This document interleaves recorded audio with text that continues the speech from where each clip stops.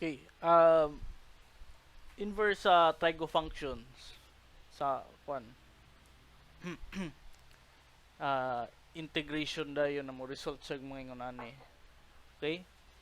Uh, let's say kuan lang daw kuno. Let's try kani. Y is equal to sine inverse x over a ba? Inverse trigo functions. Let's say natay ngon ani karon. Y is equal to inverse sine x over a. Sound naman ni siya. Okay? If akong himuon ani saya kay apply kog sine ani saya diri o sine na po dayon sa inverse sine nga function kasi may tabuan ni siya ma-break away ni siyang kwan ma-cancel out ning duha ka book sine. Okay? Ang duha ka operation niya kani din siya mabilin sa singan ani. So we have sine y na lang din dari is equal to x over a. So we have this expression. So may tsada na sa natong himon ani sa yaha. Ako siyang i-transpose dito. So pwede siya mahimo din dari og a sine y ba? Wala daw tanong gibuhat diri.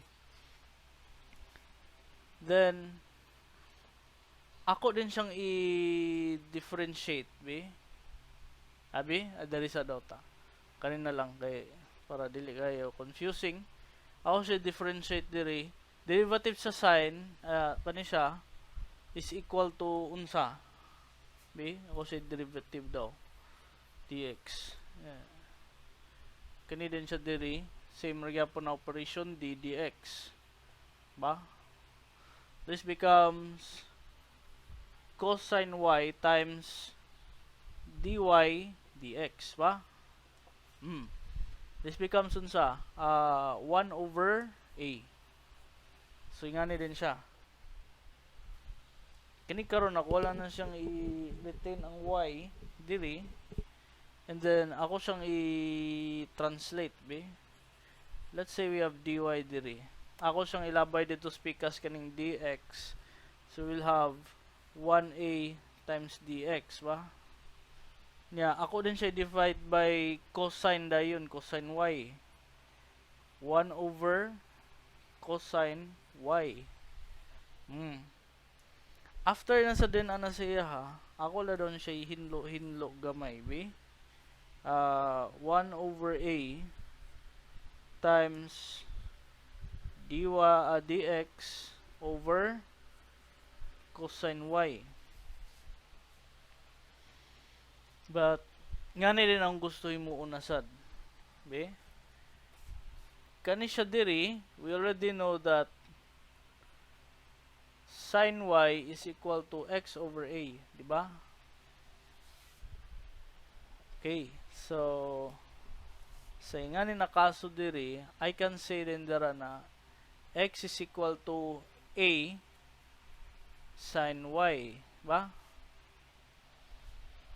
Can I say this much na pwede ko makaingon ani? Ba? Sige, natay sa kaingon ana. Ang isa na sa nako ka storya diri kay pwede ko makaingon sad nga sin squared x plus cosine squared x is equal to 1. Di ba? Okay. Ako ani saya ha kay B. Sige. O siya change og y. Y ni siya diri. So, ako ni siyang idula-dula dayon diri. Can I just say dara dayon nga 1 minus sin squared y is equal to kana. Okay, ba? Sige. So, effectively this becomes unsa? dy is equal to 1 over a times dx over kini siya tong cosine y. Substitute nato ni siyang 1 minus sin squared y. Okay, so natingon na niya na expression. Ba?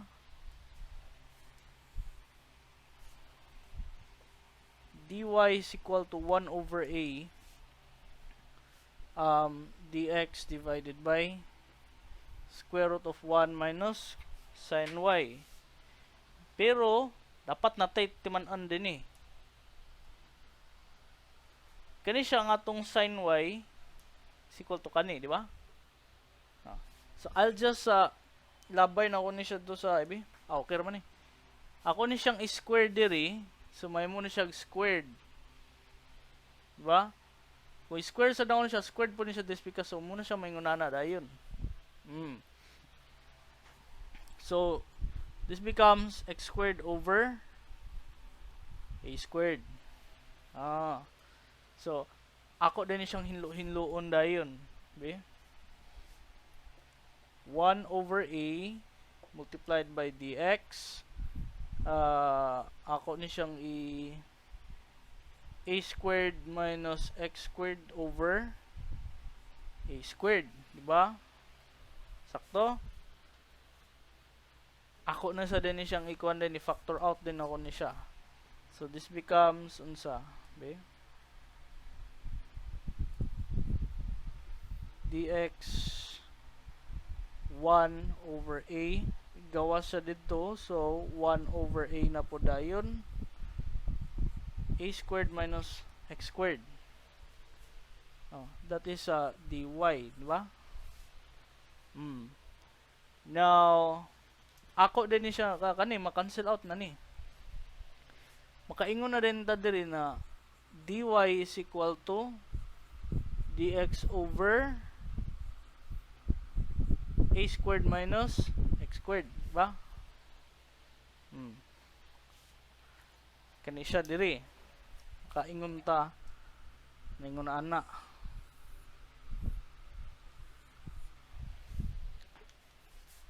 Chut lang Okay, so ako to siyang gi-erase din kay para napatay room dayon. Nawala naman to daning uban. Ako ni siyang padayon nun.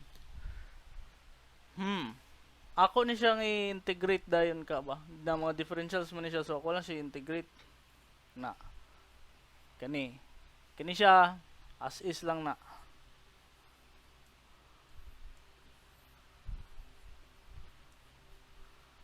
Kani when you integrate dy at sa tumakuha y, ba? Y na din na siya. Nagi naman siya, undergo naman siya integration na process. So, plus c dayon. Ba? Okay. Y is equal to unsa? Nakita ra. Ba?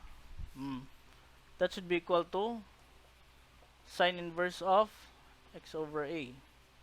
So, nanalagma lang ta, pero nakakuha ta og kuan expression diri. Of course, educated to siya na guessing lugar silbi. Wa?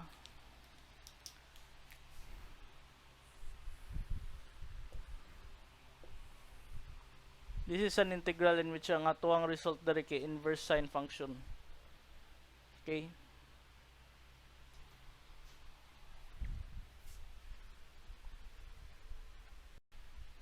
Okay.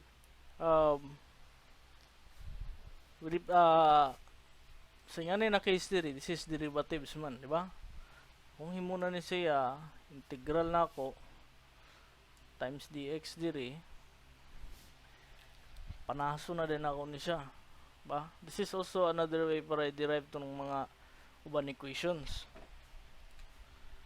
Yan din din plus c.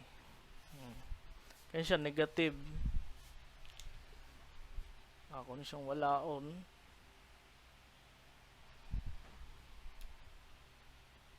Na ali b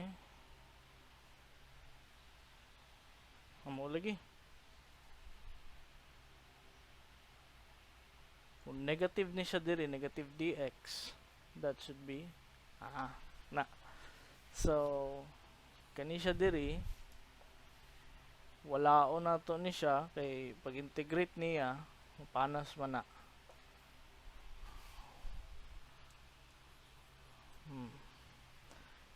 Kani siya negative a dx resulta na niya kay cotangent.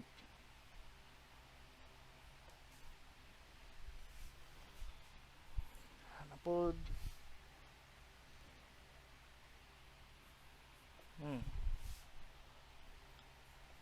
plus c. Kani din siya negative dx integral. Kani mapanas ni siya pag imo i-integrate na pod. Same gyapon siya na process din eh. Ngani din nato makuha din dari na table of integrals. Okay?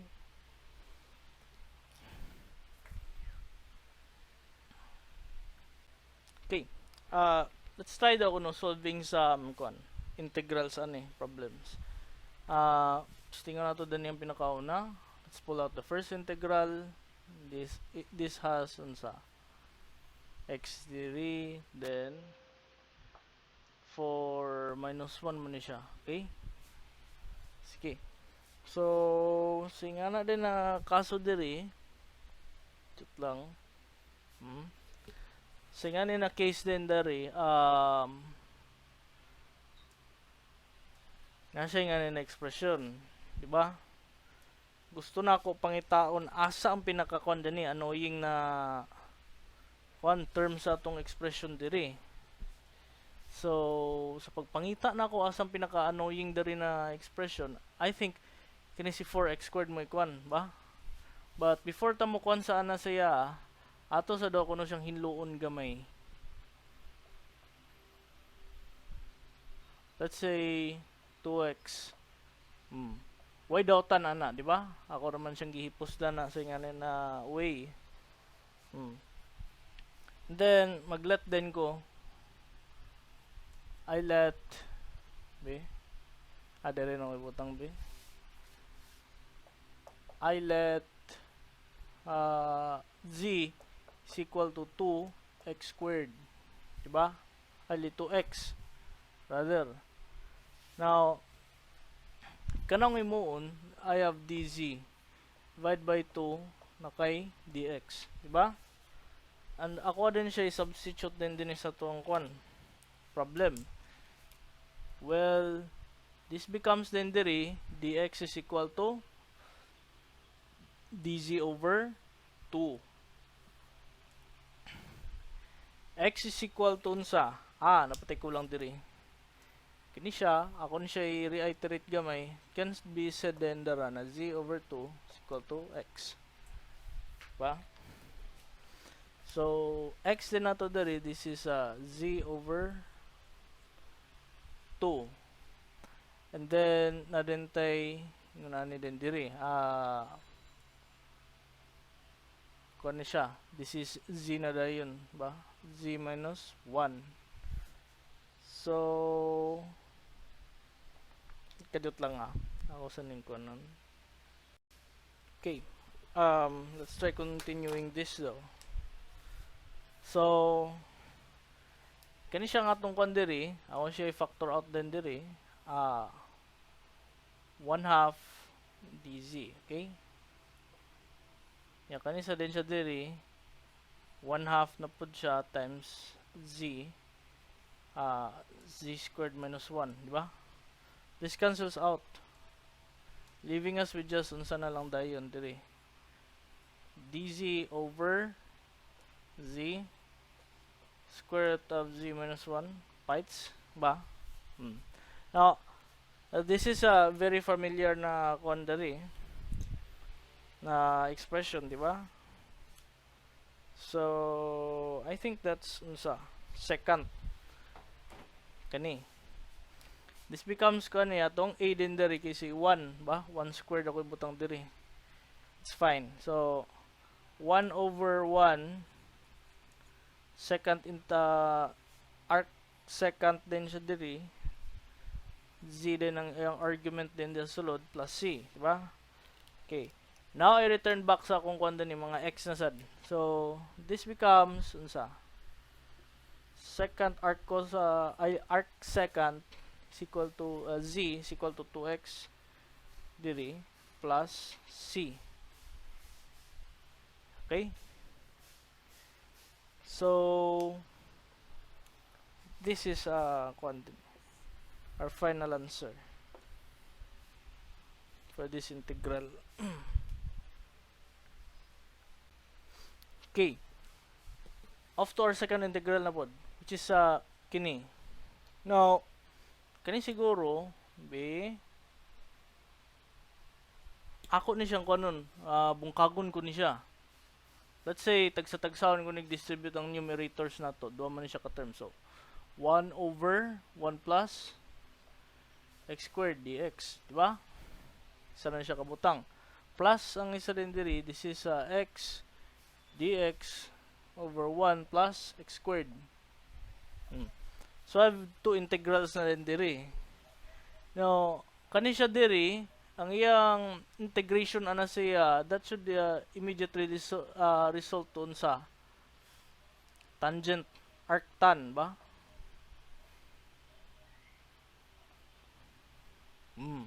Kani siyang first na to na integral nga na iyang immediate result. Aside din dari, kani siyang sa pikas na po dayon kay ano na sad siya. This is a separate treatment na pod, in which I will let magputang let kaya nang din let z is equal to 1 plus x squared.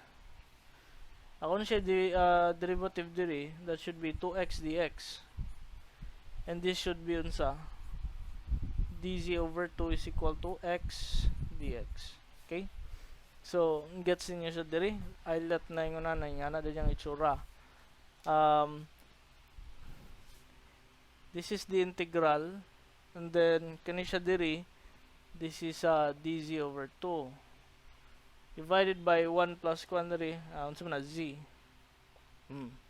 So ako na siyang i-reconstruct na sa dayon, ako siyang i-reconstitute. Tangent ka na x plus kani nang din diri, this is 1/2 dz over z. Copy na sa naon siyang isa darin answer. And plus din diri, sabi na siya 1/2 of ln z plus c. Okay, then I migrate from z variable to unsa, balik na sa rin sa itong original variable which is x. So ang atong kwan diri, this should be equal to unsa, kani pwede man ako na siya butang diri. So if ako na siyang himuon, I can substitute this absolute value sign with square root, since same effect man siya ba. This function is not valid when negative ang iyang value. So kani siya diri, this assures na atong value diri is positive. Okay, so same rin po siya story. This is z. Z is equal to 1 plus x squared plus c. So this is our final answer. Ano yung problem? Okay.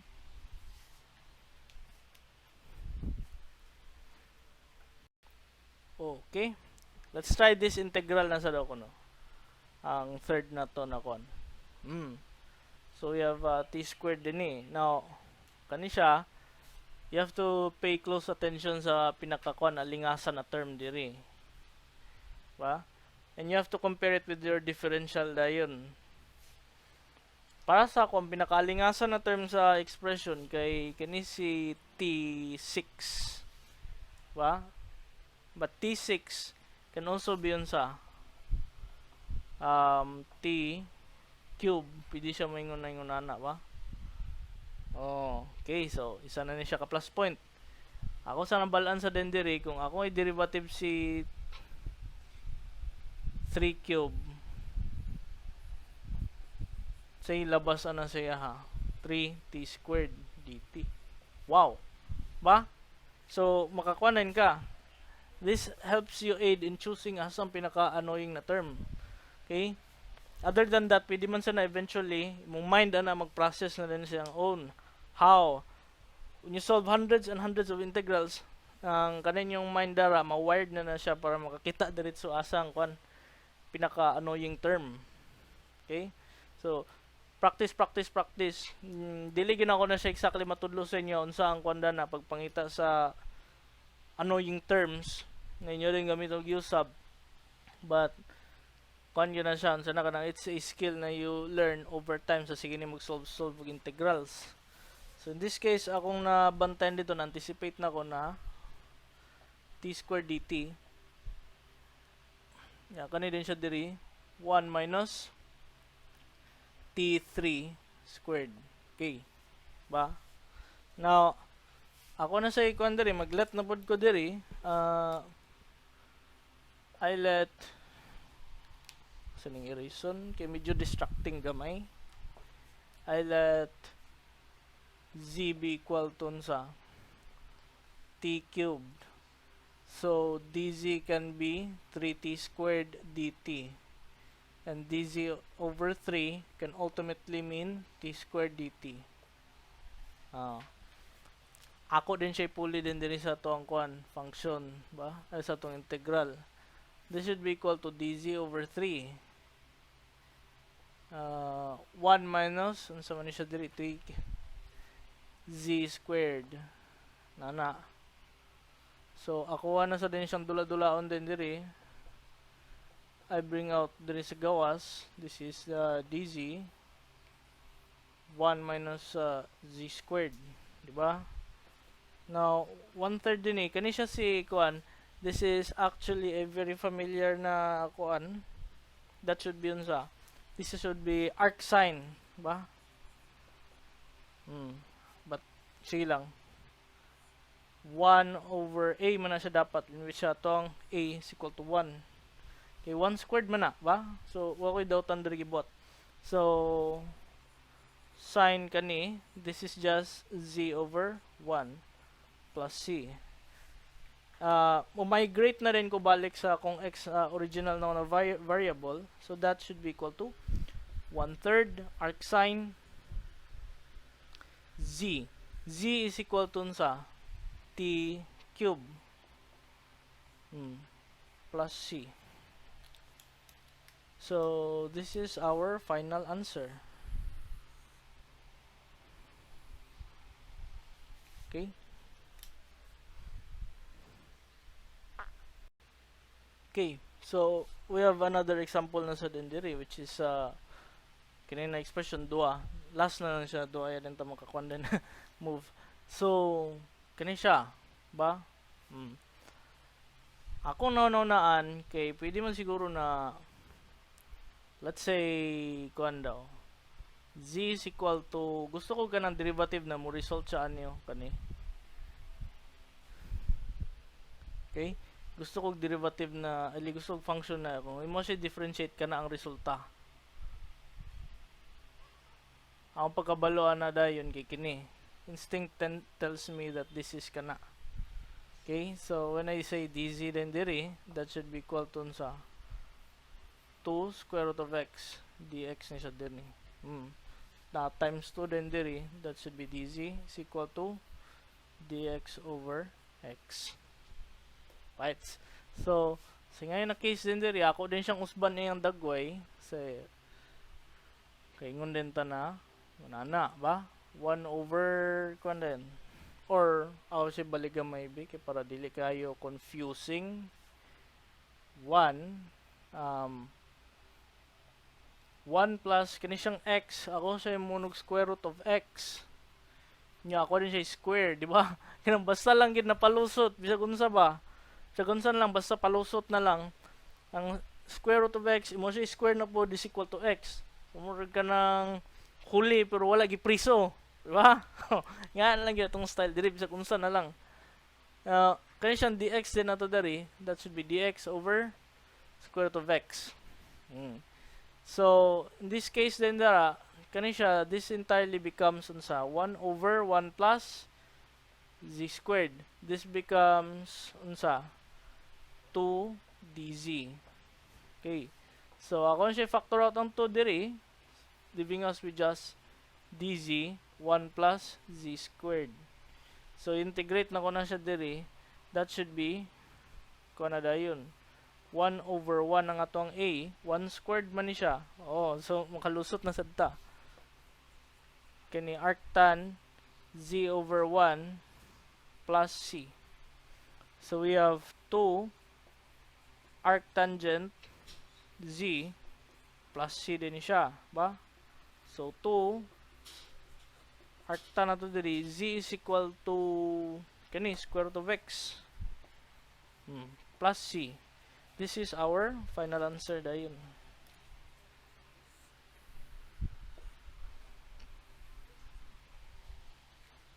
Okay? Sige. Kanina sa din natong tripan.